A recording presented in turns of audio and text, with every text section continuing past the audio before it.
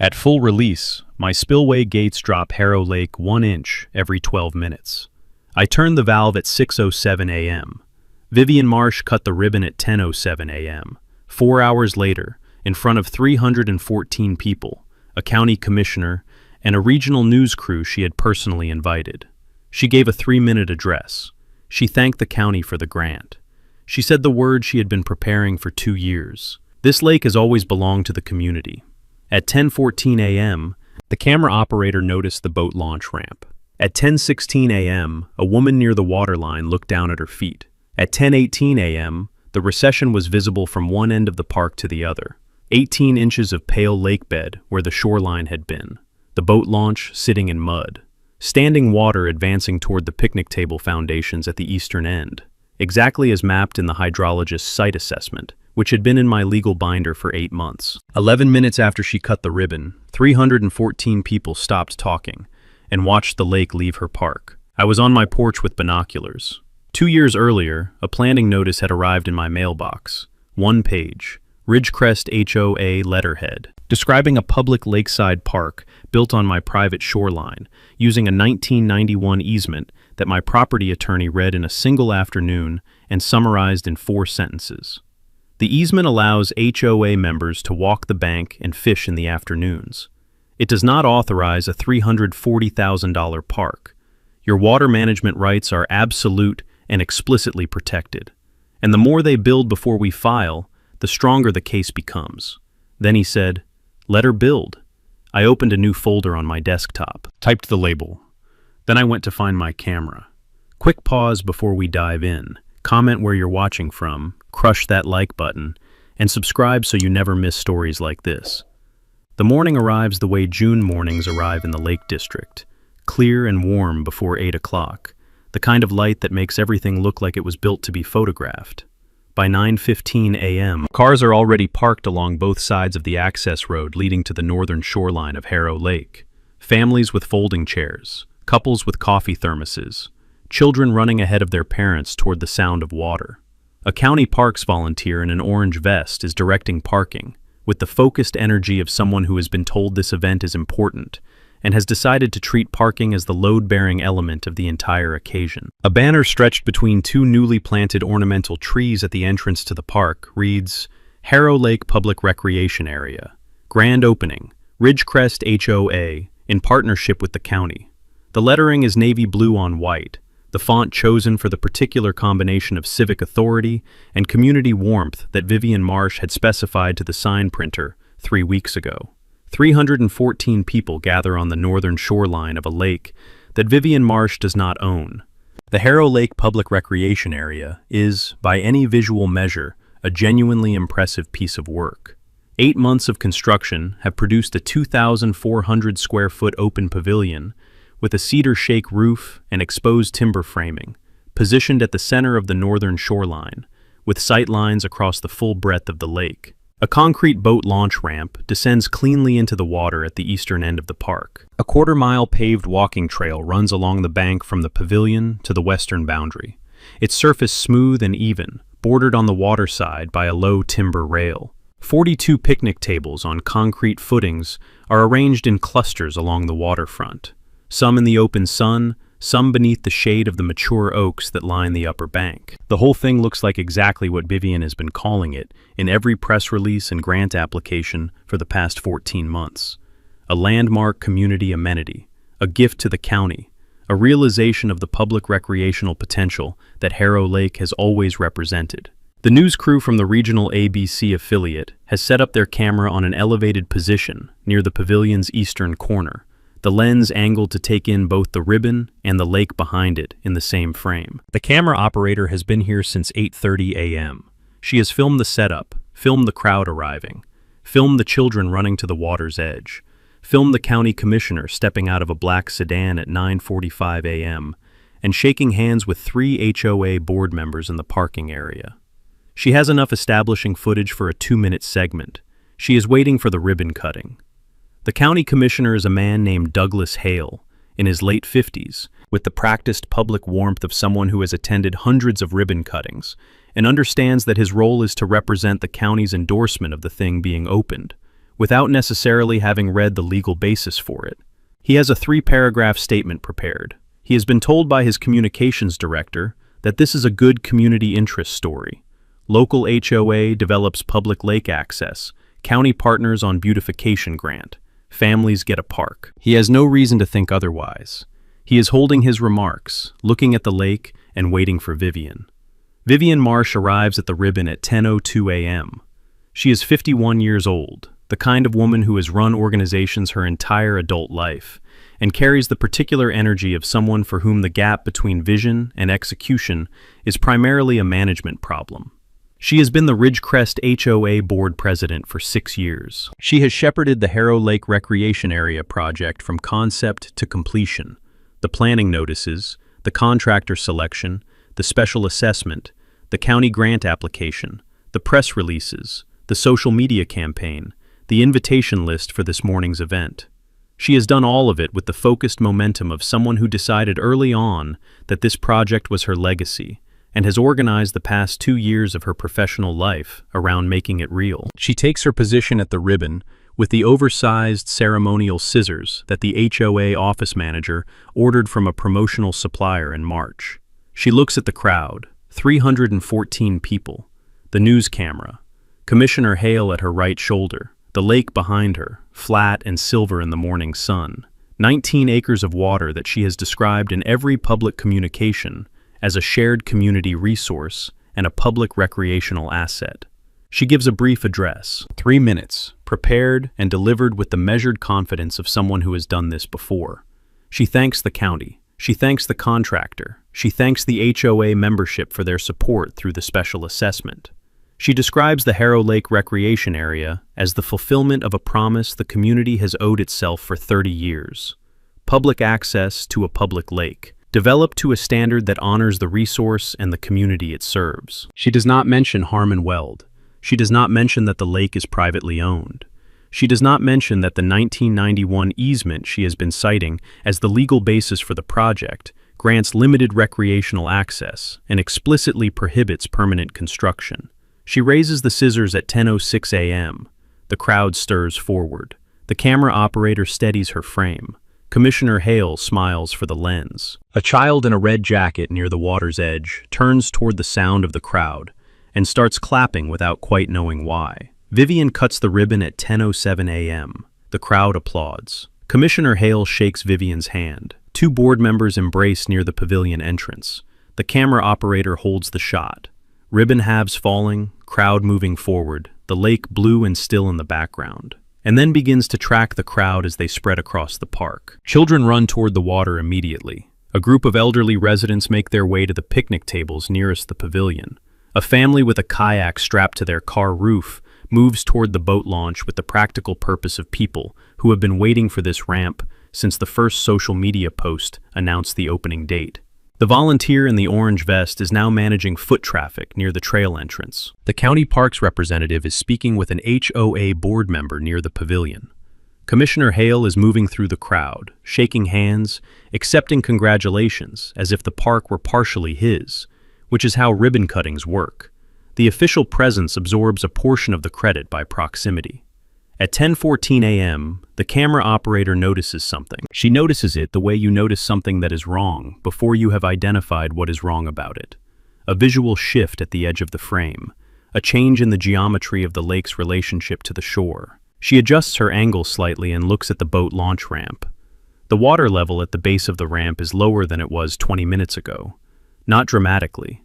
Not in a way that most people would catch immediately. But she has been looking at this lake for 90 minutes this morning, and she knows what it looked like when she arrived, and it does not look the same now. She holds the camera on the ramp and watches. At 10:16 a.m., a woman standing near the water's edge at the center of the northern shoreline looks down at her feet. She has been standing in the same spot for 10 minutes, talking to a friend, and she notices that the water line is no longer where it was when she arrived. Begins to move through the crowd. At 10:18, the observation begins to move through the crowd. At 10:18 a.m., 11 minutes after the ribbon cutting, the recession is unmistakable. The water line is pulling back from the northern shore in a continuous, visible movement. the pale lake bed emerging from beneath the surface in a widening band that extends the full length of the park's waterfront. The boat launch ramp, designed and poured to meet the lake at a specific grade, is now meeting at 18 inches lower than intended. The lower half of the ramp sitting on wet mud, the family with the kayak standing at the top of it, looking at the exposure below with expressions moving through confusion toward something more complicated. The 3 picnic tables nearest the eastern shore, the ones positioned closest to the natural outflow gradient, have water moving toward their concrete footings from the redirected flow pattern that the dam's full release position produces, exactly as documented in the water rights assessment sitting in Harmon Weld's legal binder 300 yards to the south. The crowd has stopped moving. The conversations have stopped. 314 people are standing in various positions across a brand new lakeside park and watching the lake leave. The camera operator has been filming the recession for 4 minutes. She has not put the camera down. She understands, with the instinct of someone who has covered local news for 11 years, that she is filming the story rather than the setup for a story she expected to tell. Commissioner Hale has stopped speaking mid-sentence in a conversation with a board member. He is looking at the lake with the careful, assessing expression of a public official, trying to determine whether what he is observing is an emergency, an embarrassment, or both. Vivian is standing at the pavilion entrance with the ceremonial scissors still in her right hand. She is looking at the water. Her expression has traveled, in 11 minutes, from the satisfied confidence of a woman at the apex of a 2-year project to something considerably more difficult to describe. The particular expression of someone watching a situation move in a direction they did not plan for and cannot yet calculate the end of.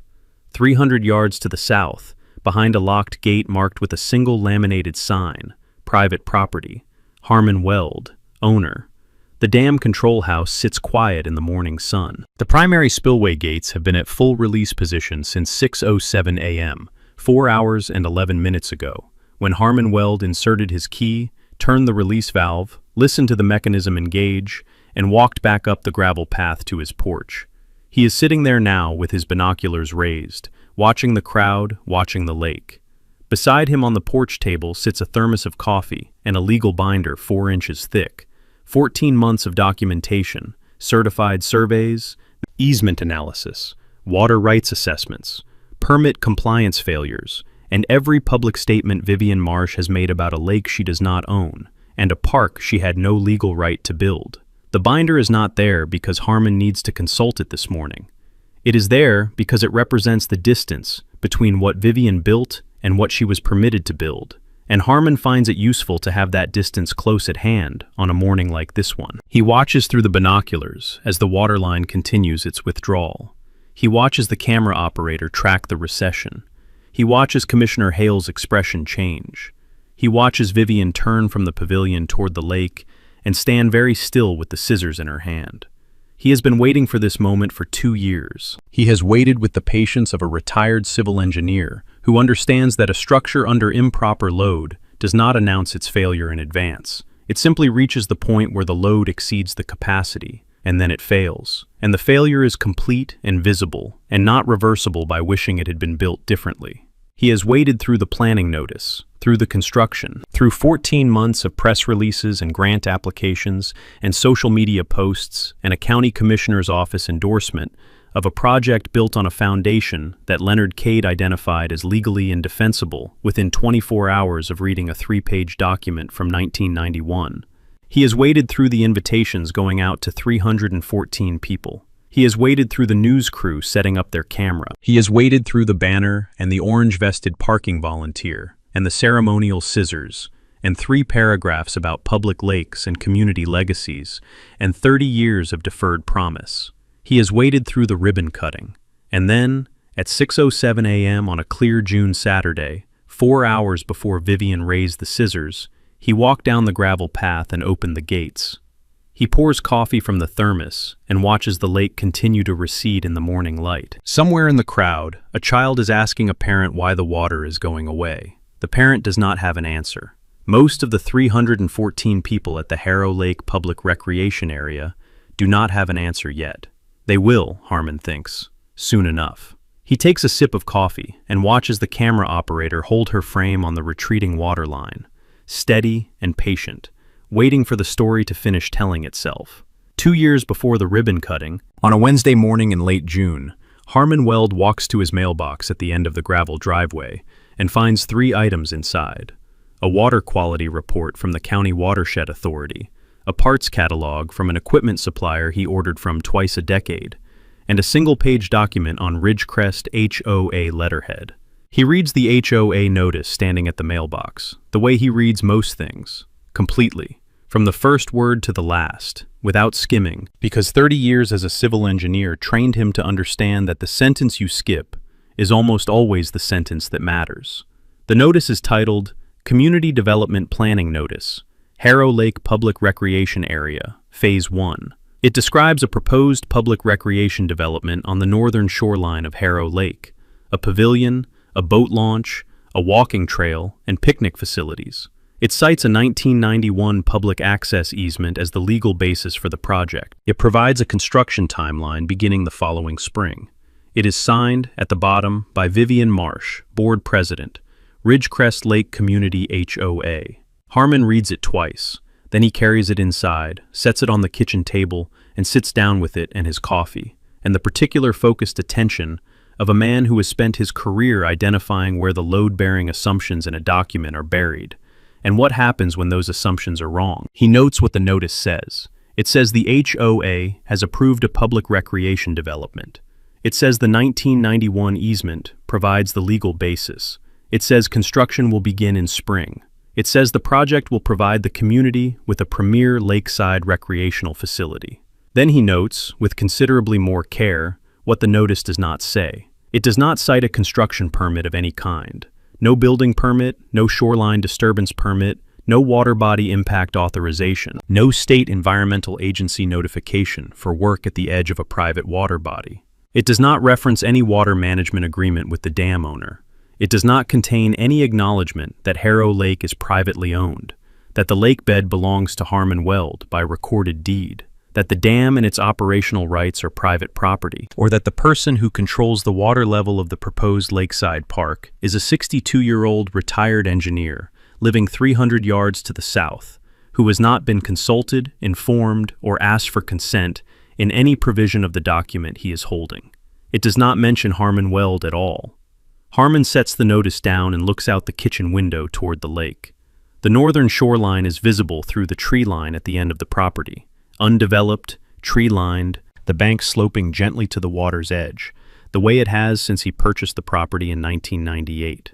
He bought Harrow Lake from a conservation trust that had held it since the late 1980s.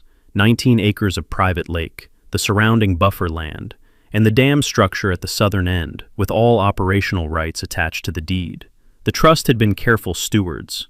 They had, in 1991, granted a limited public access easement to the County Parks Department for non-motorized recreational use of the shoreline during daylight hours. A reasonable gesture from a conservation organization that wanted the public to enjoy the resource without compromising the private ownership structure.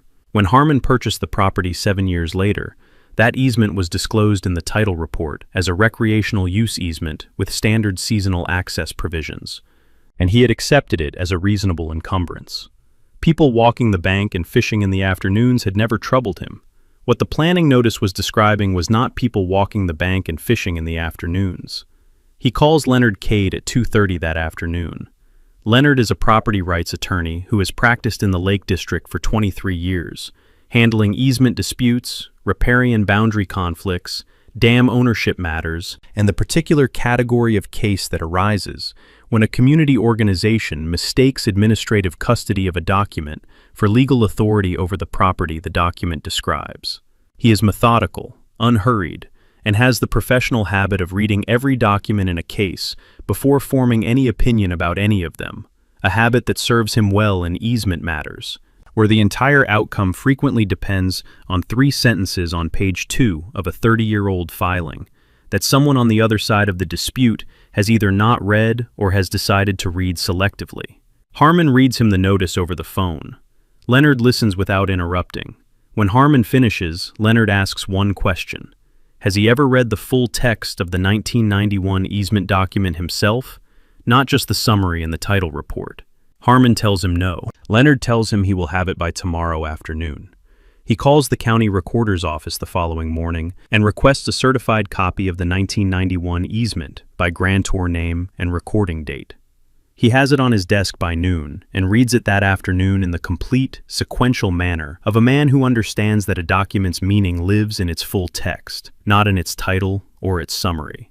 The easement is 3 pages. Page 1 establishes the parties, the Conservation Trust as grantor, the County Parks Department as grantee, and the legal description of the easement area, the shoreline margin of Harrow Lake within 20 feet of the high water mark, along the northern and eastern banks. Page 2 sets out the grant in specific terms. The county and its designees are granted the right to use the easement area for public non-motorized recreational purposes, walking, fishing, swimming, non-motorized watercraft, during daylight hours between April 1st and November 30th of each calendar year. The grant language is followed by a limiting clause that Leonard reads twice. The foregoing recreational rights shall constitute the complete and exclusive extent of this grant, and shall not be construed to include or imply any right of construction, permanent installation, exclusive occupation, commercial use, or infrastructure development of any kind within the easement area or the adjacent water body. Leonard underlines the phrase, complete and exclusive extent of this grant. Page 3 contains the ownership preservation clause, the provision that the Conservation Trust's attorney had apparently insisted upon, with the specificity of someone who had seen recreational easements weaponized before, and wanted to make it impossible to repeat the process with this one. The clause reads, all use of the easement area shall remain at all times subordinate to and consistent with the property owner's rights of ownership and water management, including without limitation the sole and unrestricted right to operate any dam, gate, weir, or water control structure on the property at the owner's complete discretion, without notice to or consent from the grantee or any member of the public using the easement area, and no easement use shall give rise to any claim against the property owner for the consequences of such operation. Leonard underlines the entire paragraph. Page 3 also contains a transfer provision, the clause that explains how the HOA came to believe it held any authority over the easement at all. It states that the county may assign administrative oversight of the easement to a community organization in the event the county dissolves its direct maintenance responsibility, subject to the condition that any such assignment transfers only administrative functions and does not expand, modify, or augment the rights granted in the original easement. Leonard notes the phrase, administrative functions only. He calls Harmon the following afternoon. He begins with the easement grant. The 1991 document grants the right to walk, fish, and paddle on the shoreline during daylight hours in the warm months. That is the complete and exclusive extent of the grant. The document says so explicitly in those words. It grants no right of construction, no right to install permanent infrastructure of any kind, no right to develop a pavilion, a boat launch, a paved walking trail, or a picnic facility. The limiting clause is not ambiguous. It is not implied. It is written directly into the grant definition as an explicit exclusion, placed there by a grantor who clearly understood that recreational easement language can be stretched if you do not specifically prevent the stretching. He moves to the transfer provision. When the county dissolved its parks maintenance program in 2003 and transferred administrative oversight to the Ridgecrest HOA, what transferred was administrative function, the ability to coordinate public access, post seasonal notices, manage the shoreline's day-to-day use. What did not transfer was any expanded authority, any construction right, any development permission. The HOA received a clipboard with a form on it. It did not receive a deed. It did not receive a development right. It did not receive ownership of anything. He moves to the ownership preservation clause. Harmon's water management authority, his right to operate the dam gates at his discretion, at any level, at any time, for any reason, without notice or consent, is explicitly protected and declared superior to any easement use.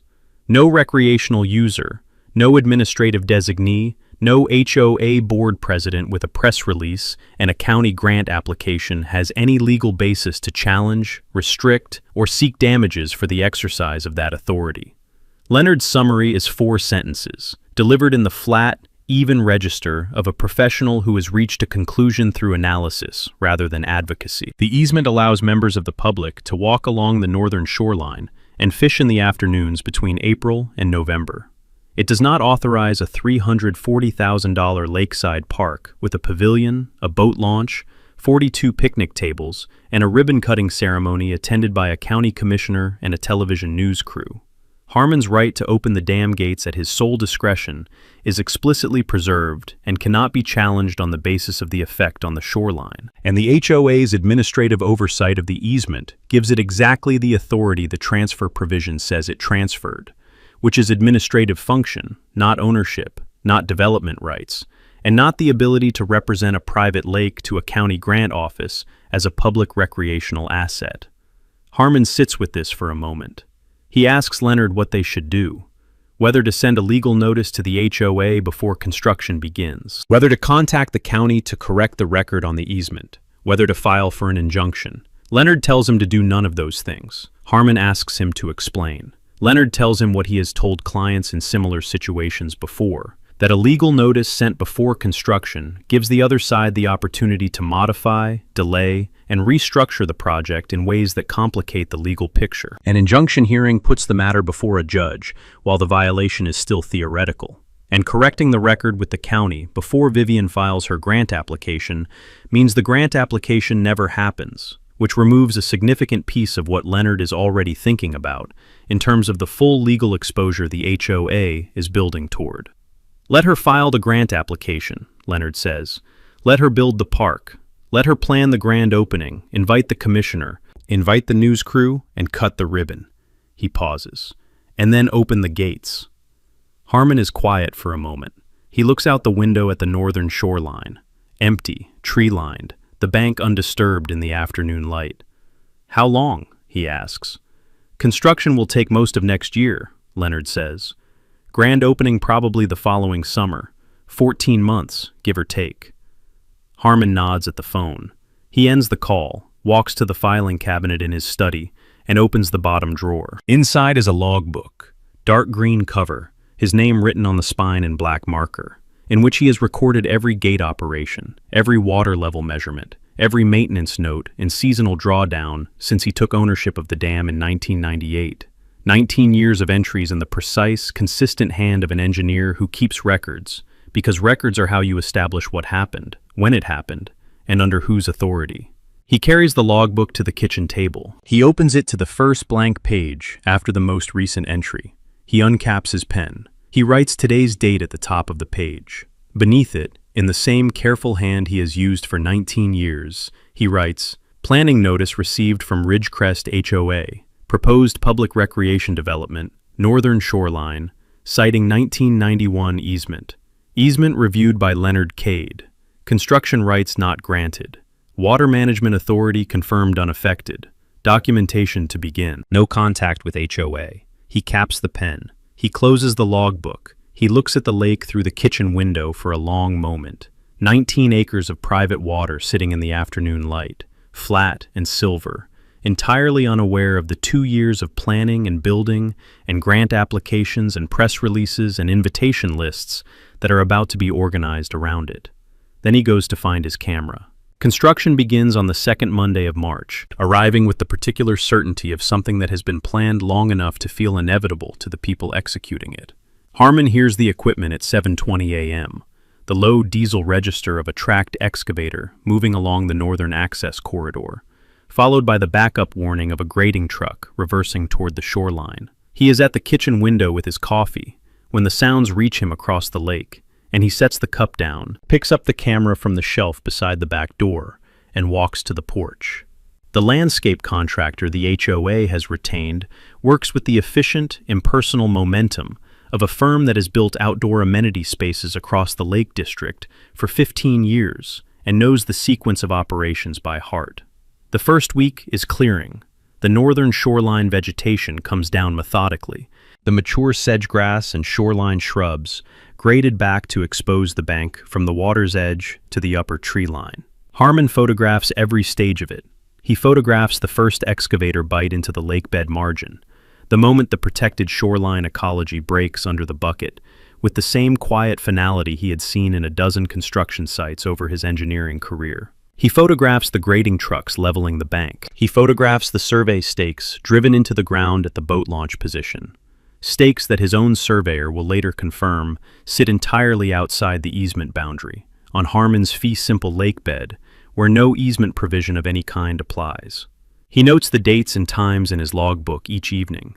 The entries are brief, precise, the language of an engineer's field record rather than a narrative. Equipment types, work locations, estimated disturbed area, photographs taken. He has been keeping records in this logbook for 19 years. He adds the construction documentation to the same volume with the same hand, treating the HOA's park project as one more thing happening on his property that requires accurate accounting. Ruth notices the boat launch ramp position in the third week. Ruth lives on the eastern shore of Harrow Lake, 2 properties north of Harmon's Dam Access Road.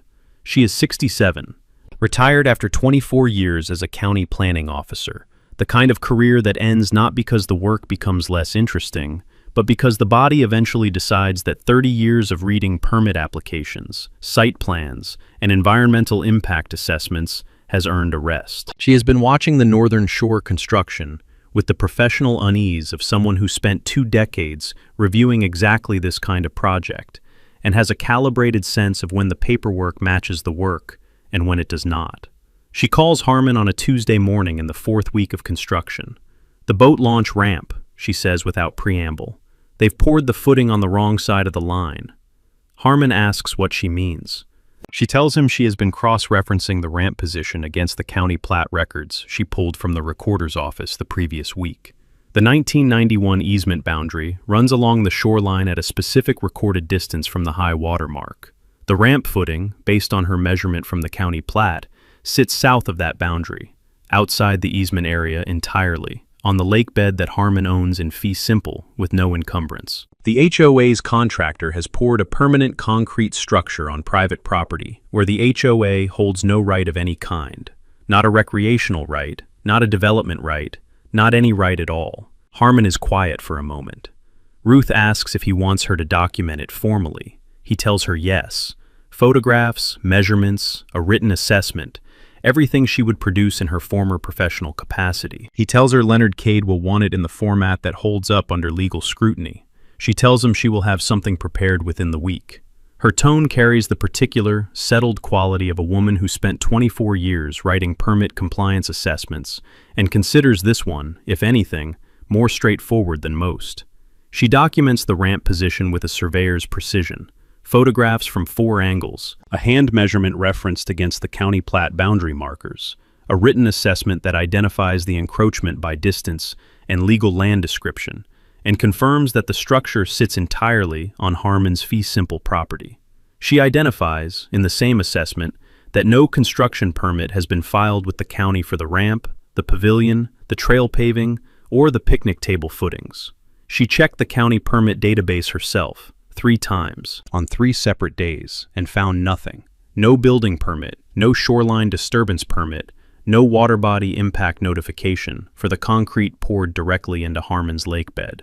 No state environmental agency filing for work affecting a private water body. Nothing. She sends the assessment to Harmon in a manila envelope with her former professional title typed beneath her signature. Ruth Calloway, County Planning Officer, retired, licensed land use reviewer. The credentials are not there for vanity. They are there because Leonard will need them when the assessment becomes an exhibit. Construction continues through spring and into summer. By June, the pavilion framing is complete. The cedar posts and exposed timber beams of a 2,400 square foot open structure taking shape against the northern tree line, with the clean, appealing look of well-built outdoor architecture. The concrete boat launch ramp is finished and cured, descending into Harmon's Lake at a grade designed for easy kayak and canoe deployment. The quarter-mile walking trail is paved along the eastern bank, its surface smooth and even, bordered by a low timber rail on the water side. The picnic tables arrive in July on a flatbed truck, 42 of them, each bolted to a pre-poured concrete footing, arranged in clusters along the waterfront with the considered spacing of a landscape plan executed at commercial scale. Harmon photographs all of it, every framing stage, every paving pass, every picnic table installation. He photographs the electrical conduit run to the pavilion. No permit for that either, Ruth confirms after a second database check.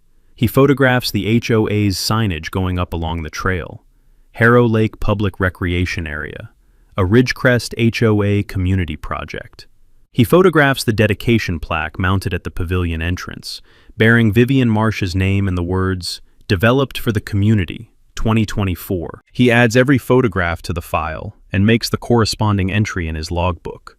While the park takes physical shape on the northern shore, Vivian is building a different kind of structure, a public narrative about what the park is and who it belongs to, assembled from press releases, grant applications, social media posts, and the particular confidence of someone who has repeated a version of the truth, often enough that the repetition has begun to function as verification. In February, before construction begins, Vivian submits a grant application to the County Beautification Fund on behalf of Ridgecrest HOA. The application requests $45,000 toward the Harrow Lake Public Recreation Area project. In the project description field, she writes, "A public waterfront park developed on publicly accessible lake property, providing county residents with premier outdoor recreational facilities, including pavilion, boat launch, walking trail, and picnic areas." In the ownership status field, she writes, "Public recreational easement, administered by Ridgecrest HOA." She does not write, "Privately owned lake, deed held by Harmon Weld."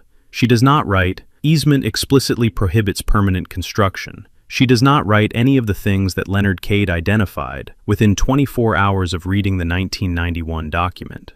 The county awards the grant in March, the same week construction begins. Leonard documents the grant application and the award. He adds both to the file. In April, Vivian submits a press release to the regional newspaper. The headline reads, "Ridgecrest HOA transforms Harrow Lake into premier county recreation destination." The body of the release describes the HOA as stewards of Harrow Lake's public recreational heritage, developing a resource that has been available to the community in name only for 3 decades into a fully realized waterfront park. It quotes Vivian directly, "This lake has always belonged to the community. We're simply making that real." The release does not mention Harmon Weld. It does not mention private ownership. It does not mention that the easement the HOA administers grants recreational access and explicitly denies construction rights. The newspaper runs the release with a photograph of the pavilion framing. Leonard adds the article to the file. In May, Vivian launches a social media campaign targeting the broader county community beyond the HOA membership. The campaign frames the grand opening as a county-wide event, a public park opening on a public lake, free to all county residents, a gift from the Ridgecrest community to the region. The posts use the phrase, "Our Lake," 11 times across 14 updates. They use the phrase "public water" 6 times.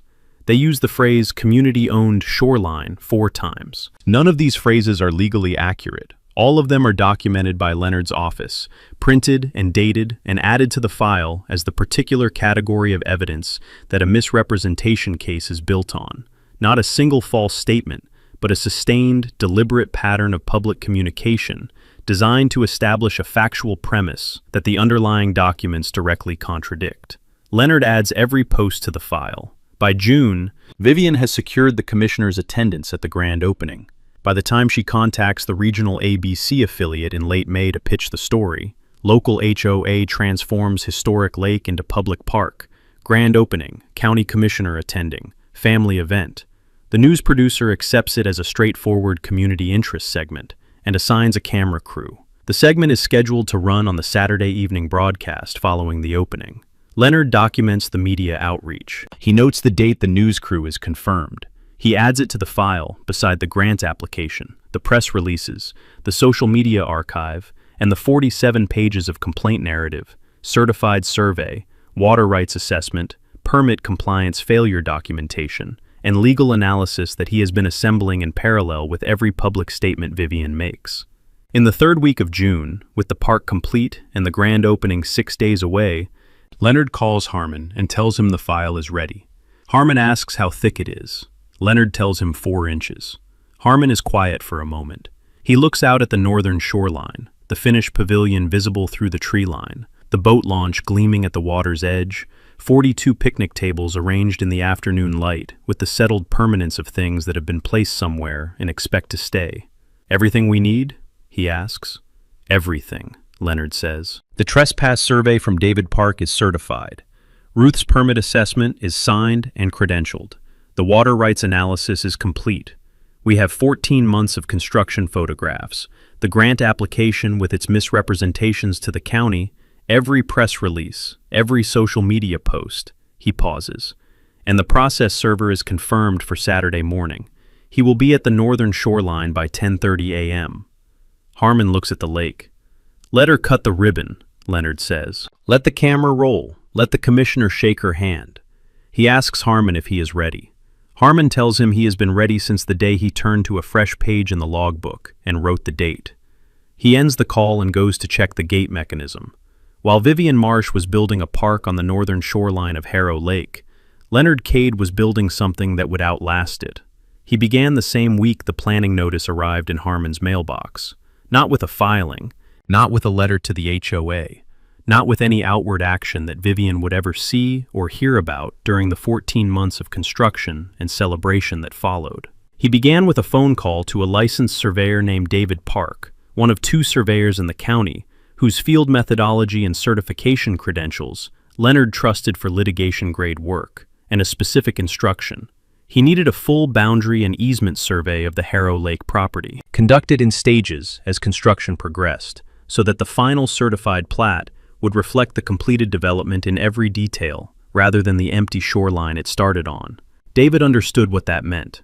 He had produced litigation support surveys for Leonard before, the kind of work where the measurement standard is not general practice but courtroom admissibility, where every datum reference, every monument tie, every margin of error notation exists not for the surveyor's file, but for the opposing counsel, who will eventually try to find a flaw in it. He asked Leonard when he needed the first field visit.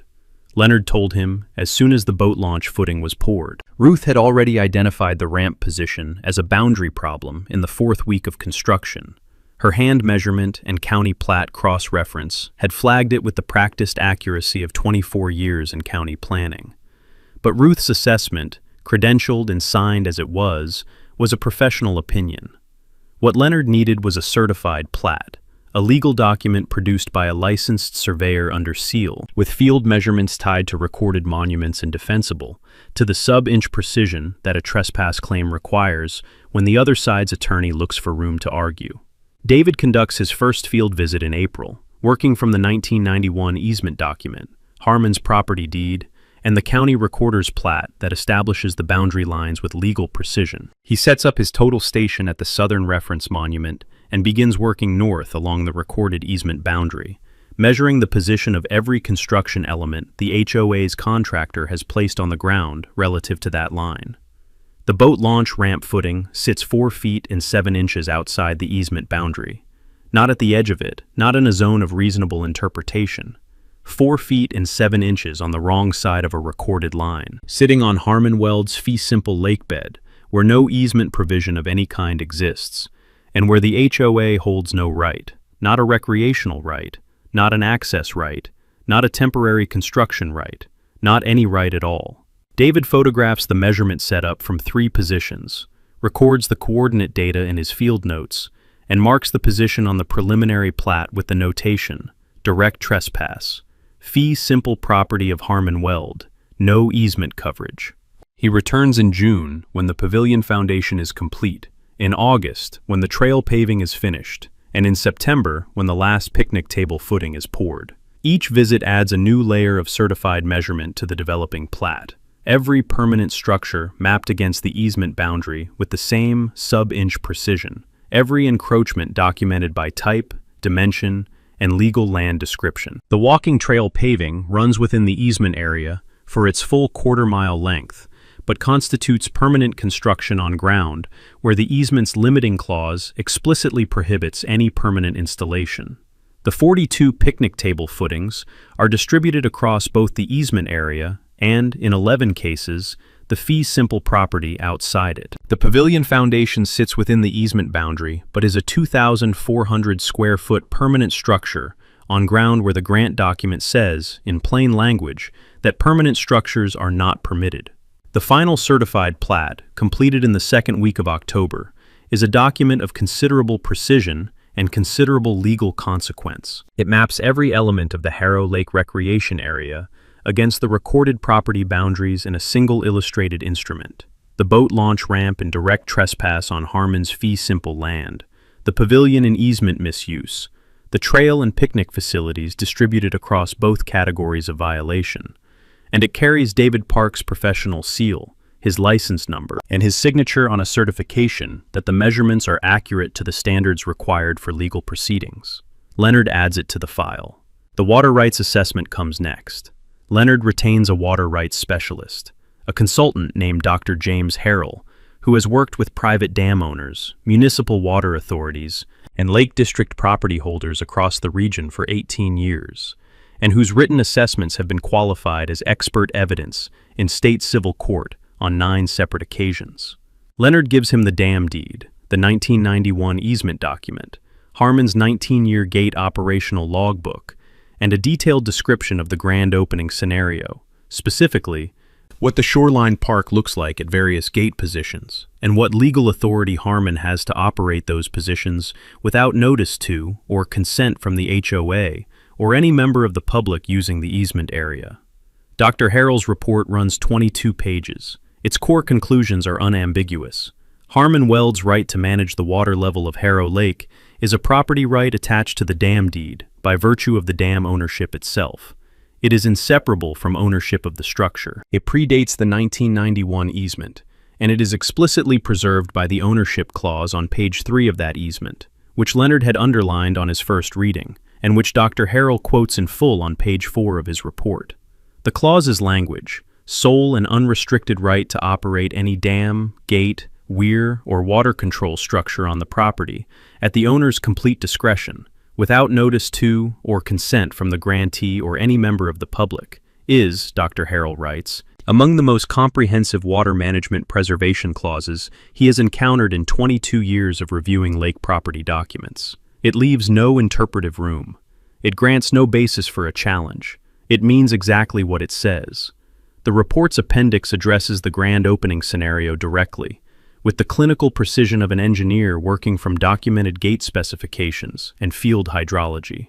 At full release position, Harmon's spillway gates discharge at a rate that lowers Harrow Lake approximately 1 inch every 12 minutes under average late June water table conditions.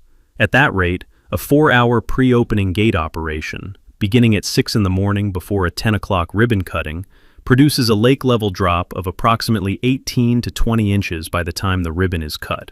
The shoreline recession at that drop level, illustrated on a site map attached as Exhibit B of the report, shows the boat launch ramp sitting on exposed mud, the lower picnic table area partially flooded by redirected outflow, and the walking trail's eastern section bordered by receded waterline on one side. The illustration is precise, labeled, and entirely consistent with what a retired civil engineer opening his own gates at 6:07 a.m. on a June Saturday would produce. Leonard adds the report to the file. Ruth's permit assessment arrives in a sealed envelope in November.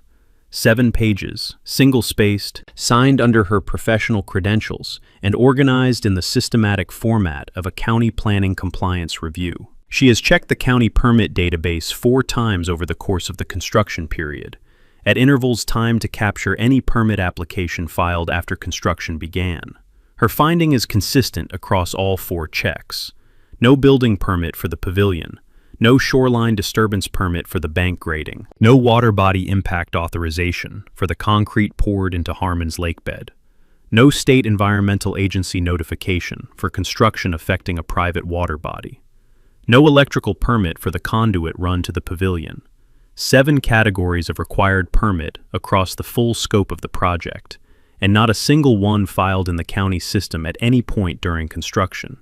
Her final line reads, "In 24 years of county planning review, I have not encountered a construction project of this scale, cost, and permanence with a more complete absence of permit compliance." Leonard adds the assessment to the file.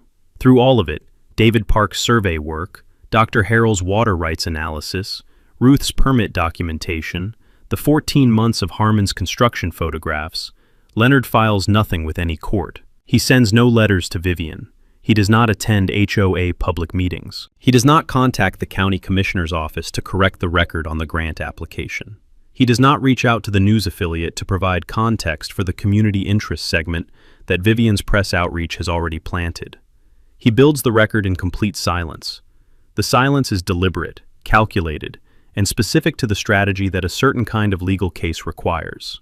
The strategy where the other side's confidence, unchallenged for long enough, drives them toward the single moment of maximum exposure, the moment where everything they have built is most visible and most publicly committed, the moment where a process server walking through a crowd with a 47-page complaint produces the most comprehensive and irreversible legal and reputational consequence available. In the third week of June, 6 days before the grand opening, Leonard calls Harmon and tells him the file is complete. Everything is in order, he says. The trespass survey is certified and sealed.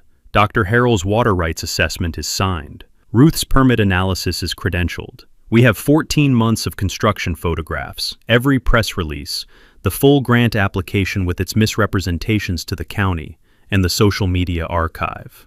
He pauses. 47 pages of complaint with 11 exhibits. The process server is confirmed for Saturday. He will be in the crowd by 10:15. Harmon asks about the timing of the gate operation. Leonard tells him to open the gates at 6 a.m. At full release, with 4 hours of drawdown before the ribbon cutting, the water level at the boat launch will be visible to anyone standing at the northern shore within 15 minutes of the ceremony ending. He has confirmed the rate of recession against Dr. Harrell's site map. The timing is precise. Harmon asks if there is anything left to prepare. Leonard tells him there is not. The record is complete, the filing is ready, the process server is confirmed, and the gate mechanism has been maintained and tested. Everything that can be done has been done. He tells Harmon one more thing. When the lake starts dropping, he says, Douglas Hale is going to look at Vivian, and Vivian is going to look at the lake, and neither of them is going to know what to say, because neither of them has read the 3-page document that explains exactly why it is happening. Harmon looks out at the northern shoreline through the evening window. The pavilion is lit from inside by work lights, the contractor doing final finishing work before the opening. The boat launch gleams at the water's edge. The picnic tables sit in their rows in the fading light. And the news camera? Harmon asks. We'll be running, Leonard says. Harmon nods at the phone. All right, he says. Saturday morning. He ends the call, walks to the kitchen table, and opens the logbook to the most recent page. He picks up his pen and writes the date of the conversation, the content of the call, and a single final notation in the margin beside it. Gates, 6 a.m. Saturday. He caps the pen, closes the logbook, and goes to bed at a reasonable hour. Harmon Weld wakes at 5:30 a.m. on the Saturday of the grand opening without an alarm. He has slept the way he sleeps before any significant operational day, completely, without interruption, in the manner of a man who has done his preparation and has nothing left to do before morning except be rested for it. He makes coffee at the kitchen counter, fills his thermos, and carries his logbook to the table. He opens it to the page marked with the ribbon he has used as a bookmark since 1998, and writes the date at the top in the same hand he has used for every entry across 19 years of seasonal gate records. Beneath the date he writes, Grand Opening, Northern Shore, Ridgecrest HOA, Harrow Lake Recreation Area. Gate Operation, Full Release, 6 a.m. Expected drawdown at ribbon cutting, 18 to 20 inches per Dr. Harrell's model. Process server confirmed, 10:15 a.m. position. Filing confirmed. He caps the pen, closes the logbook, and drinks his coffee at the window. The lake is dark at this hour, the pre-dawn surface absorbing the faint light rather than reflecting it, the northern shoreline invisible across the water, except for the silhouette of the pavilion roof against the sky. He can see the shape of it clearly enough. The cedar shake outline, the open timber framing, the flag the HOA office manager had the contractor install at the eastern corner of the roof, chosen in the same navy and white as the entrance banner. It is a well-built pavilion. He has photographed every stage of its construction and documented every permit it should have pulled and did not. It is a well-built structure on property it has no legal right to occupy, and it has looked like a community achievement for 14 months. And this morning that gap between appearance and legal reality is going to become visible to 314 people and a news camera simultaneously. He picks up the thermos and walks out the back door at 5:58 a.m. The gravel path to the dam control house runs south along the edge of his property, through the cedar break that screens the control structure from the main house. He has walked it so many times that his boots find the path without any particular navigation from him. In daylight, in the dark, in the middle of the night during the spring flood management seasons, when the water table demands attention at inconvenient hours. He walks it now in the gray pre-dawn quiet, the thermos in his left hand, his keys already in his right. He reaches the control house at 6:02 a.m. He unlocks the door and steps inside. The gate mechanism occupies the center of the concrete structure. The same hydraulic panel he serviced in March, confirmed operable in April, checked again last Tuesday with the specificity of a man who understands that the single most important mechanical operation of a 14-month legal strategy needs to work correctly on the morning it is required to work. Every valve position is where he left it. Every gauge is reading within normal range. The primary spillway gate is in its standard summer management position. Partial release, lake level maintained at seasonal operating height. He sets the thermos on the shelf. He looks at the gate control for a moment, not hesitating, simply the brief pause of a person who has made a decision and is acknowledging it before executing it. He turns the primary spillway release valve to the full open position at 6:07 a.m. The mechanism engages with the low hydraulic groan he has heard hundreds of times. The gate lifting, the discharge chamber opening, the sound of the water below the dam changing register as the spillway accepts its full capacity, and the lake begins, quietly, and with the unhurried certainty of water finding the path of least resistance, to move south. He stands in the control house for 30 seconds, listening to the change in the water's sound. Then he picks up the thermos, steps outside, locks the door, and walks back up the gravel path to his house. He sits on the porch. He raises the binoculars. He pours coffee from the thermos. He waits. By 7:30 a.m., the lake has dropped 4 inches, barely visible from his porch, but there, a thin, pale margin of exposed lake bed appearing along the southern end of the northern shore. The rock and sediment below the waterline emerging into the morning air with the slow, methodical certainty of the hydrological process. Dr. Harrell had modeled in clinical detail 8 months earlier. By 8:15 a.m., the drop is 8 inches, and the band of exposed lakebed has extended along the full northern shoreline, narrow but continuous, the familiar summer waterline replaced by a pale geological record of where the water used to be. By 9 a.m., cars are filling the access road. Harmon watches through the binoculars as the crowd assembles across the lake. He watches the orange-vested parking volunteer direct traffic with the focused authority of someone whose job has expanded to fill the morning. He watches the news crew van park at the upper lot and the camera operator begin unloading equipment. He watches Commissioner Hale's black sedan pull into the reserved space near the pavilion entrance at 9:44 a.m., and the commissioner step out with the unhurried confidence of a man who has attended enough ribbon cuttings to know the schedule will hold. He watches Vivian. She is moving through the crowd from 9:30 onward with the kinetic, purposeful energy of a woman for whom this morning represents the culmination of 2 years of effort.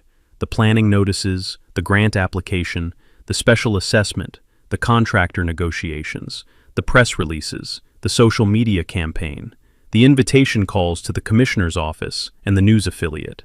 She is checking sightlines, speaking to board members, greeting arriving community members with the warm efficiency of someone who has organized this day to the minute and is monitoring its execution in real time. She is wearing a navy blazer that matches the banner color, which is either coincidence or planning, and Harmon has enough experience with how Vivian has managed this project to have no doubt which it is. By 9:30 a.m., 314 people are on the northern shoreline. The pavilion is decorated with bunting along the timber framing. The boat launch gleams in the late morning sun. The picnic tables are occupied by families who arrived early and have settled into the waterfront positions with the satisfied ease of people who feel they have discovered something they are entitled to enjoy. Children have been at the water's edge since the first families arrived.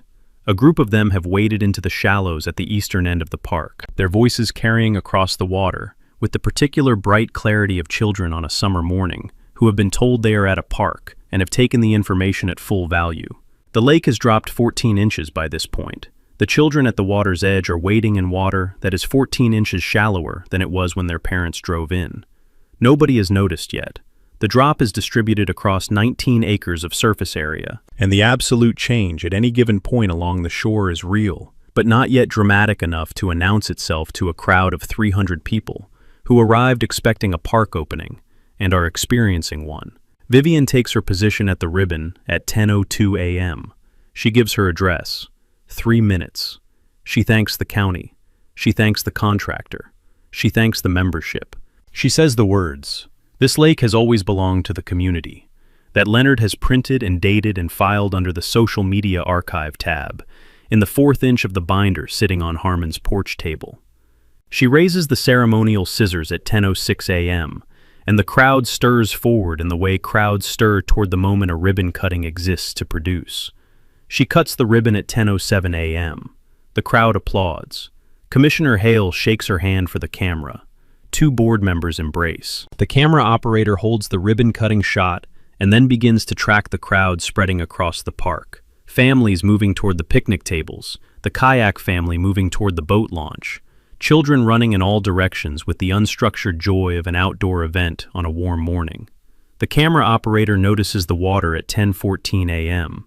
She has been looking at the lake intermittently all morning. She notices now that the boat launch ramp, which she filmed at 8:45 a.m. as a clean concrete surface descending evenly into clear water, is descending into something less than clear water at its lower end. There is a visible mud line 2/3 of the way down the ramp, a horizontal boundary between wet concrete and exposed lake bed that was not there 90 minutes ago. She adjusts her angle toward the ramp and watches. The recession is visible in real time from this position. Not dramatic, not a wall of water retreating, but continuous and measurable, the water line pulling back from the ramp at a rate that a person watching steadily can perceive as movement. She holds the camera on it. At 10:16 a.m., the woman standing near the center of the northern shoreline looks down at her feet. She has been in the same spot for 12 minutes, talking with a friend, her back partly to the water. She looks down because the ground near her shoes feels different than it did when she arrived. Softer, wetter at the edge. She looks at the gap between her position and the water. 8 inches of pale exposed lake bed that was submerged when she walked to this spot. She says something to her friend. Her friend looks down. Then her friend looks at the water. The observation moves through the crowd in the pattern that all observations move through crowds. Person to person, attention following the direction of other people's attention. A spreading ring of awareness that begins at the waterline and works its way inward. People near the shore notice first. People further back notice when they see the people near the shore change their posture and orientation. Within 90 seconds of the first person looking down, 24 people are watching the waterline. At 10:18 a.m., 11 minutes after the ribbon cutting, the recession is beyond ambiguity. The waterline has pulled back from the full length of the northern shoreline. The pale, exposed lake bed runs continuously from the eastern end of the park to the western boundary, a band 18 inches wide at its narrowest point, widening toward the outflow gradient at the southern end of the park area. The boat launch ramp is sitting on wet mud from its midpoint down. The kayak family is standing at the top of the ramp, looking at the exposed lower section with the particular stillness of people whose plan has been interrupted by something they cannot immediately explain. The 3 picnic tables at the eastern end of the walking trail have standing water moving toward their concrete footings from the redirected outflow pattern, exactly as illustrated in Exhibit B of Dr. Harrell's report, the color site map that shows precisely which tables flood first at full release gate position. The crowd has stopped moving. The conversations have stopped. 314 people are standing in various positions across a brand new lakeside park and watching the lake withdraw from it in full daylight, in the presence of a county commissioner and a news camera and oversized ceremonial scissors on the morning of its grand opening. The camera operator has been filming the recession for 4 minutes without interruption. She is not going to put the camera down.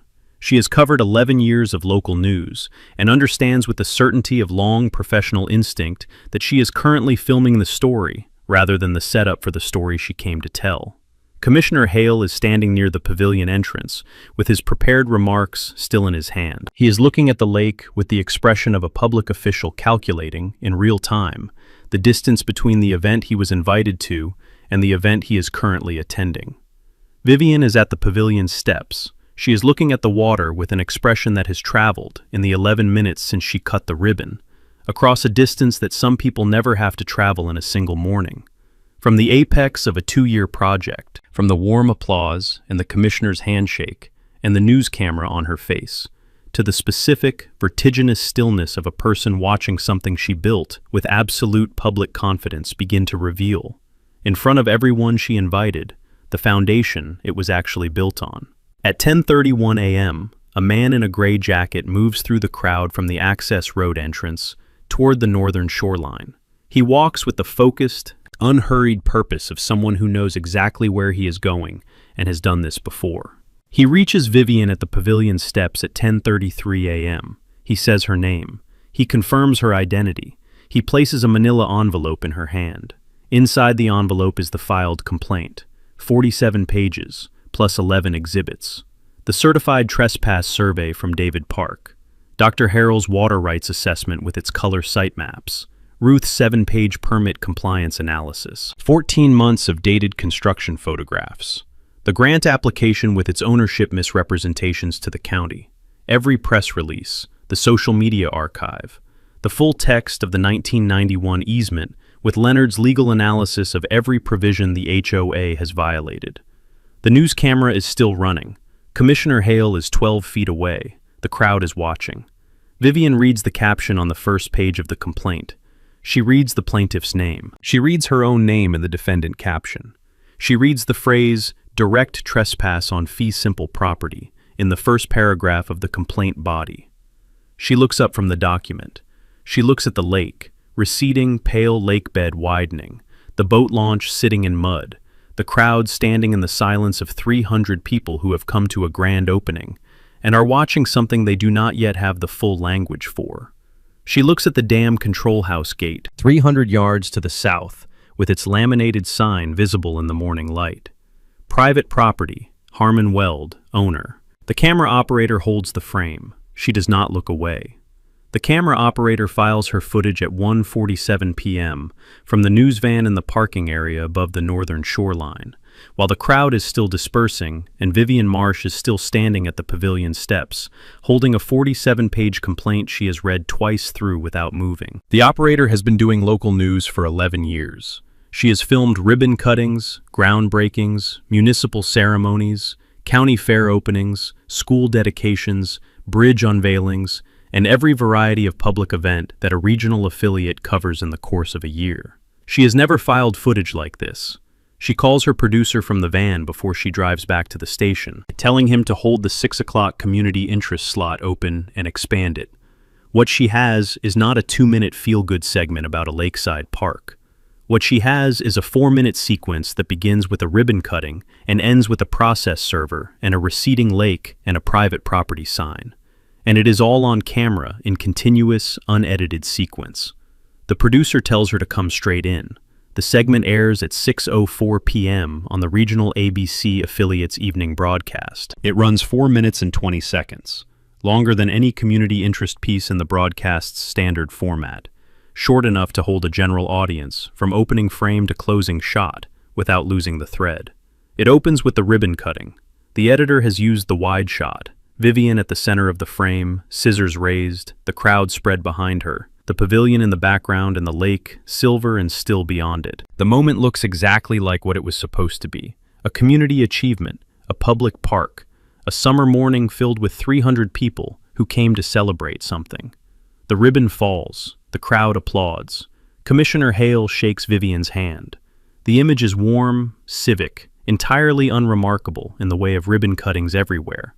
The segment holds on that image for 4 seconds. Then it cuts to the water. The editor has used the sequence the camera operator captured from her elevated position near the pavilion's eastern corner. The steady, unbroken footage of the boat launch ramp as the waterline pulls back from it in visible, continuous recession. The cut from the ribbon-cutting applause to the silent, steady footage of water retreating from concrete is the kind of editorial decision that does not require explanation. The contrast makes the explanation itself. The next 90 seconds follow the crowd's attention as it turns toward the lake.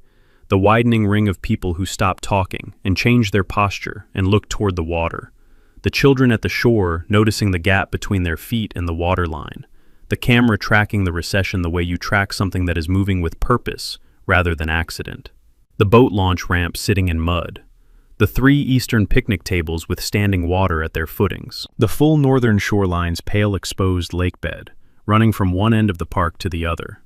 Then the process server. The camera operator had tracked him from the moment he came through the crowd, a man in a gray jacket, moving with the contained, deliberate momentum of someone executing a task rather than attending an event. The footage shows his approach to Vivian at the pavilion steps. It shows her receive the envelope. It shows her read the first page. It shows her face move through the distance between the expression she had been wearing since 10:02 the warm, public confidence of a woman at the apex of a completed project, and the expression she is wearing now, which is not a single thing but the absence of the previous thing, the particular stillness of a face from which certainty has just been removed. The segment closes on the laminated sign. The camera operator had filmed it on her way to the parking area. A 20-second clip of the dam control house gate with its single laminated notice centered at eye level. Private property, Harmon Weld, owner. The sign is not dramatic. It is the kind of sign that private property owners put on gates across the Lake District. Waterproof lamination, black text on white stock, functional rather than decorative. In the context of 4 minutes and 17 seconds of preceding footage, it is the most consequential 20 seconds of the segment. The news anchor reads the story over the closing shot in the measured, careful register of a broadcaster handling a story that is still developing and requires accuracy over emphasis. Harrow Lake, she explains, is a privately owned lake. Its deed is held by a private citizen, Harmon Weld, who has owned the property including the lakebed, the dam, and all associated water management rights since 1998. The Ridgecrest HOA's construction of the Harrow Lake Public Recreation Area was authorized by the HOA under a 1991 public access easement, a document which, according to a civil complaint filed in county court on Saturday morning, explicitly prohibits permanent construction of any kind within the easement area. The complaint further alleges that the HOA's concrete boat launch was constructed entirely outside the easement boundary, on Mr. Weld's fee simple property, where the association holds no rights of any description. The county has received a preliminary inquiry from the State Attorney General's office regarding the $45,000 county beautification grant awarded to the HOA for a project whose grant application described the lake as publicly owned. The segment ends. The broadcast moves to the next story.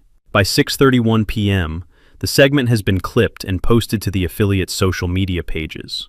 By 8 p.m., it has been shared 1,400 times. By the time the story runs again at the 11 o'clock broadcast, unchanged, re-anchored with a brief update noting that the HOA had not responded to the affiliate's request for comment. The clip has been viewed by 87,000 people. By Sunday morning, the number is 340,000. By Monday afternoon, it crosses 500,000, carried by regional news aggregators and property rights discussion forums, and the particular social media velocity of a story that has a clean visual narrative, ribbon cutting, receding lake, private property sign, that communicates its essential content without requiring the viewer to read a legal document to understand what happened. Harmon watches the 6 o'clock broadcast from his kitchen. He watches it alone, with coffee, in the same chair he sat in 2 years ago, on the Wednesday morning he opened the planning notice at the kitchen table and called Leonard. He watches the ribbon cutting. He watches the water recede on the television screen, the way he watched it recede through binoculars from his porch 7 hours earlier. He watches Vivian read the complaint caption. He watches the sign. He turns the television off when the segment ends and sits in the kitchen for a while. He is not triumphant. That is not the register he operates in. He is the thing that comes after a long preparation has executed correctly, settled, complete, at rest in the particular way of a man who identified a problem, assembled the appropriate response with appropriate patience, and is now watching the response work as designed. He finishes his coffee, washes the cup, and goes to bed. The commissioner's office issues a statement on Monday morning at 9:15 a.m. It is 4 sentences. The county is aware of the civil complaint filed against Ridgecrest HOA regarding the Harrow Lake Recreation Area project. The county is requesting the return of the $45,000 beautification grant pending a full review of the representations made in the HOA's application regarding the ownership status of the lake and the legal basis for the development. The county takes the accuracy of grant applications seriously. No further comment at this time. Leonard calls Harmon at 9:45 a.m. to read him the statement. Harmon listens. He asks if it is what Leonard expected. Leonard says it is exactly what he expected, and slightly faster than he anticipated. The State Attorney General's office opens a formal inquiry by Tuesday afternoon, a letter addressed to the HOA board and to Vivian Marsh individually, notifying them that the office is reviewing the representations made in the $45,000 grant application to determine whether they constitute material misrepresentation to a government agency. The letter is 2 pages. Its second page lists the specific representations under review: the description of the lake as a public recreational asset, the characterization of the project as a public waterfront park on publicly accessible land, and the ownership status field in the grant application, which describes the property as held under a public access easement without disclosing that the underlying fee title belongs to a private individual. Vivian retains a criminal defense attorney by Tuesday morning, before the Attorney General's letter arrives, which suggests that her own review of the grant application representations over the weekend produced conclusions consistent with what Leonard had flagged 8 months earlier. The criminal defense attorney is not the same person as the HOA's land use counsel. He is a specialist. His retainer is a fact that the HOA board does not learn about until Wednesday evening, when it becomes relevant to understanding why Vivian arrives at the emergency session with 2 attorneys rather than 1. The HOA board convenes at 7 p.m. Wednesday evening in the clubhouse conference room. 7 board members are present. 4 of them arrive having already spoken to personal attorneys about their individual exposure as board members, who voted to approve a development project that a filed civil complaint, a county grant review, and a state attorney general's inquiry have collectively characterized as legally unauthorized, permit deficient, and potentially fraudulent in its public representations. Ruth is seated in the front row of the observer section when the board arrives. She has been there since 6:45 p.m. She is wearing the same composed, unhurried expression she wears when she is doing something professionally rather than emotionally. The expression of a woman who spent 24 years attending planning meetings and knows how to be present in a room without inserting herself into it. Her 7-page permit compliance assessment is resting on her knee in a manila folder. She does not open the folder. She does not need to. The folder is there for the same reason she is there, not to do anything, but to be seen. Vivian arrives at 7:03 p.m. with her HOA land use counsel on her left and her newly retained criminal defense attorney on her right. The criminal defense attorney is a physical signal to the 4 board members with personal attorneys that the situation has expanded beyond a civil property dispute, and the signal lands correctly. 2 of those board members exchange a look across the conference table that communicates, without words, that the evening is going to be longer and more complicated than the agenda suggests. At 7:08 p.m., the board secretary announces that a courier delivery has arrived addressed to her on behalf of the board. She opens the envelope. Inside is a 12-page document on Leonard Cade's letterhead, a summary of the complaint's findings, organized for non-legal readers, with a cover note in Leonard's handwriting.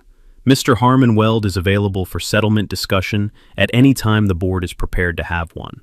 He requests no further contact except through counsel. The board secretary distributes copies around the table.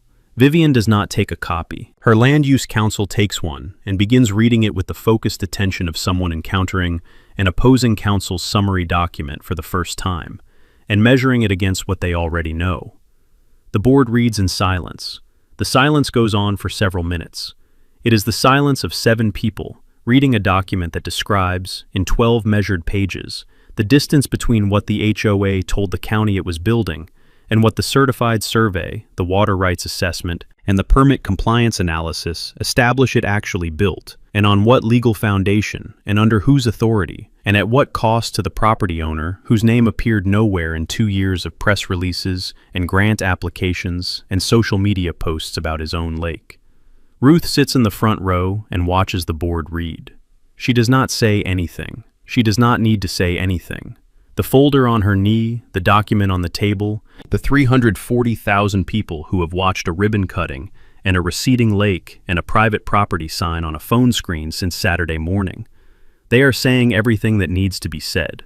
The board president, Vivian, still, sets her copy of the summary down on the table when she reaches the last page. She looks at the cover note in Leonard's handwriting. She reads it twice. The resolution does not come from a courtroom. It comes from three directions simultaneously: a state attorney general's formal inquiry, a civil complaint with 11 certified exhibits, and the sustained momentum of a story that 500,000 people watched on a phone screen across a single weekend. Converging on Vivian Marsh and the Ridgecrest HOA board in the space of 6 weeks with the quiet, accumulated force of consequences that were set in motion the morning a planning notice arrived in Harmon Weld's mailbox 2 years earlier. Vivian resigns on a Sunday morning, 11 days after the grand opening. Her letter to the board secretary is one paragraph, sent by email at 8:44 a.m. It states that she is stepping down from the board presidency to focus on her personal legal situation, and thanks the membership for the opportunity to serve. It does not explain which legal situation. It does not reference the civil complaint, the Attorney General's inquiry, the county grant review, or the criminal defense attorney she retained the previous Tuesday morning when her review of the grant application's ownership representations produced conclusions she was no longer able to argue against. It does not mention Harmon Weld, whose name she has not spoken publicly since the grand opening, and whose lake she described in 11 social media posts, 2 press releases, and 1 government grant application as belonging to the community. She sends the letter and stops answering her phone. The Attorney General's formal findings arrive 3 weeks later, addressed to the HOA board president, a designation that now belongs to Gerald Tate, who assumed the interim presidency the morning after Vivian's email, and has spent the intervening weeks reading every document in the legal file with the methodical attention of a man who spent 30 years as a municipal attorney, and knows that the only way to understand a situation like this one is to read the primary sources rather than summaries of them. Gerald reads the 1991 easement. He reads Leonard's complaint. He reads David Park's certified plat, with its boundary notation marking the boat launch position as direct trespass on fee simple property. He reads Ruth's permit assessment, with its finding that 7 categories of required permit were absent from a $340,000 construction project. He reads Dr. Harrell's water rights analysis and its confirmation that Harmon's Gate Operation Authority is absolute, deed-attached, and legally unassailable. He reads every press release Vivian issued. He reads the grant application. He reads the ownership status field in the grant application, where Vivian wrote Public Recreational Easement, administered by Ridgecrest HOA, and did not write the name of the man who has held the deed to the lake bed since 1998. Gerald sets the documents down and calls Leonard Cade's office the following morning. He identifies himself. He explains his role. He tells Leonard that the board is not here to contest the survey or the easement analysis, and that the board's purpose in requesting a settlement conference is to fix what was done incorrectly and ensure it cannot happen the same way again. Leonard calls Harmon within the hour. Harmon listens to the summary. He asks if Leonard trusts Gerald's stated position. Leonard tells him the position is consistent with everything Gerald has said and everything Gerald's background suggests he would say. A retired municipal attorney who joined a community board because he believed in governance done correctly and found himself inheriting the consequences of governance done incorrectly, does not come to a settlement conference looking for the minimum concession. He comes looking for the correct resolution.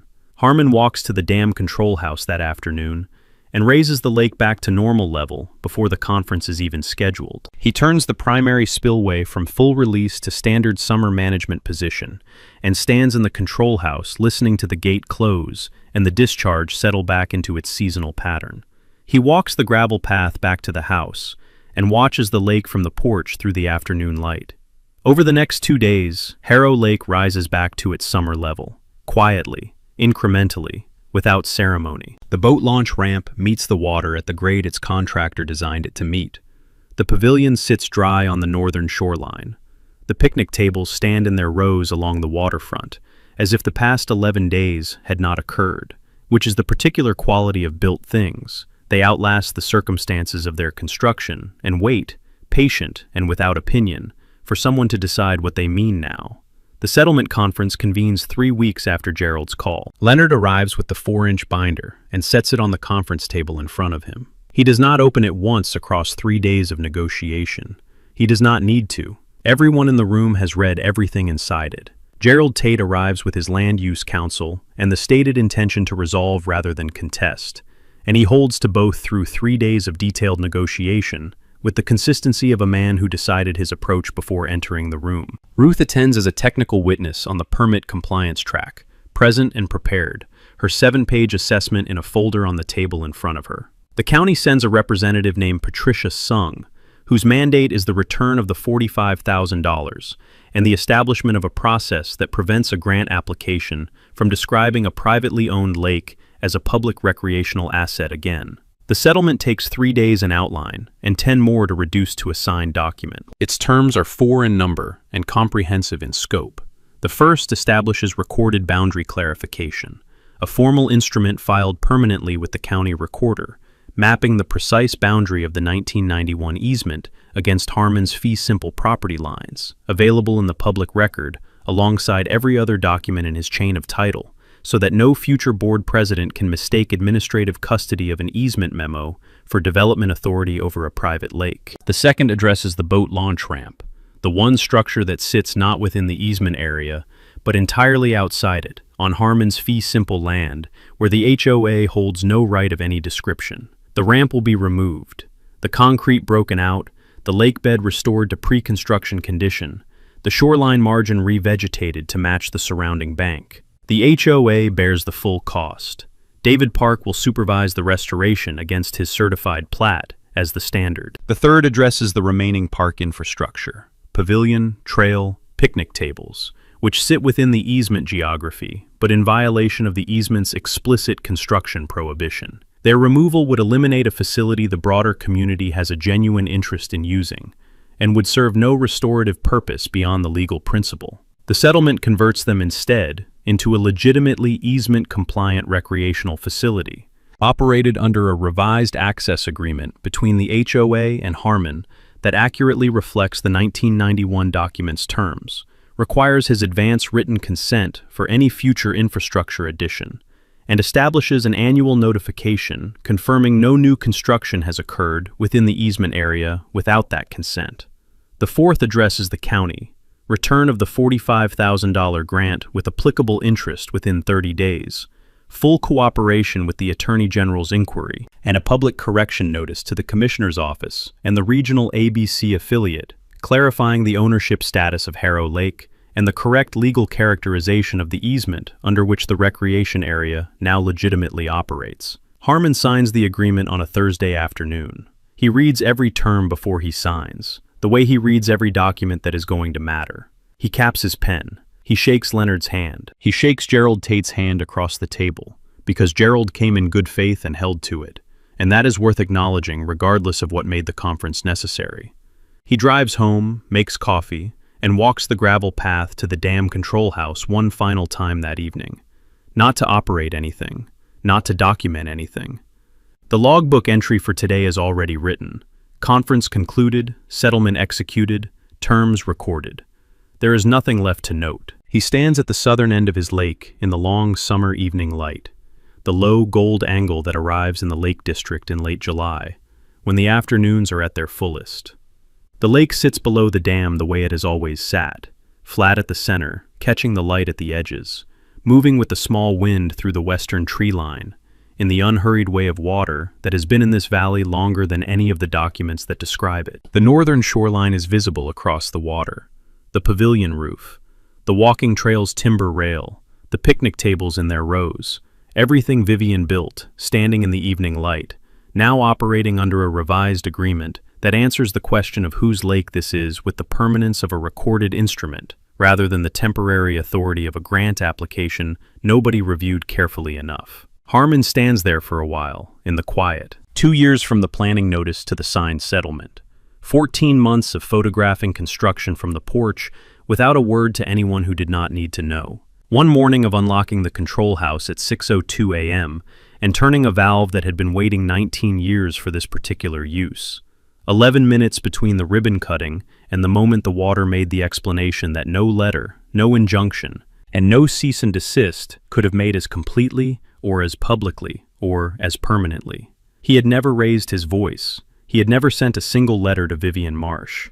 He had never attended a community meeting, never called the commissioner's office, never spoken to the news crew, never confronted anyone, in any forum, across 2 years of watching a public park rise on his private shoreline, while press releases described his lake as a gift the community was giving itself. He had opened the gates 11 minutes after she cut the ribbon. Leonard had built the case. Ruth had documented the permits. David Park had measured the boundary. Dr. Harrell had mapped the water. And the lake had done what the lake does. It had receded. It had revealed. It had returned. It is doing it still, sitting in the evening light the way it sat before any of this began, before the planning notice and the special assessment and the social media campaign and the navy and white banner and the ceremonial scissors and the 314 people who came to a grand opening and witnessed, in 11 minutes, the distance between what a document says and what someone decided it meant. Harmon turns from the lake and walks back up the gravel path toward the house. Behind him, Harrow Lake holds the last of the evening light. 19 acres of private water, exactly as it has always been.